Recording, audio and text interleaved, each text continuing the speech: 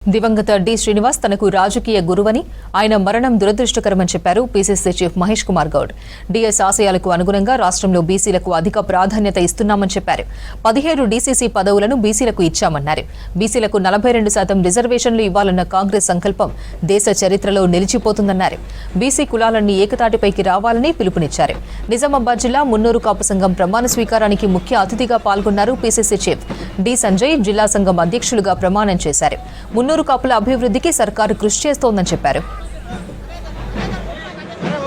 రాజకీయంగా మొట్టమొదటి ఓనమాలు నేర్పించింది స్వర్గీయ డి శ్రీనివాస్ గారే. నేను కరాటే మాస్టర్గా ఉన్న రోజుల్లో నన్ను బలవంతంగా పిలిచి జిల్లా ఎన్ఎస్వి అధ్యక్షుడిగా కావాలి, నువ్వు చేయగలుగుతావని నేను ఒప్పుకోకుంటే కూడా ఆర్డర్ తీసుకొచ్చి నా చేతిన పెట్టినటువంటి మా గురువు గారు డి శ్రీనివాస్ గారు.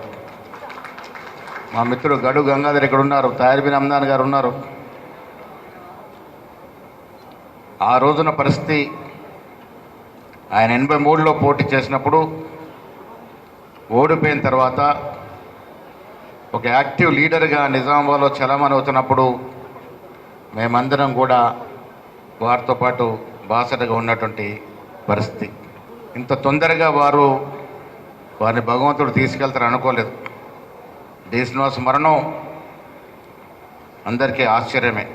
మిత్రులారా, ఒకటి మాత్రం వాస్తవం, ఖమ్మం నుంచి ఫోన్ చేశారు ఇక మాజీ ఎమ్మెల్యే.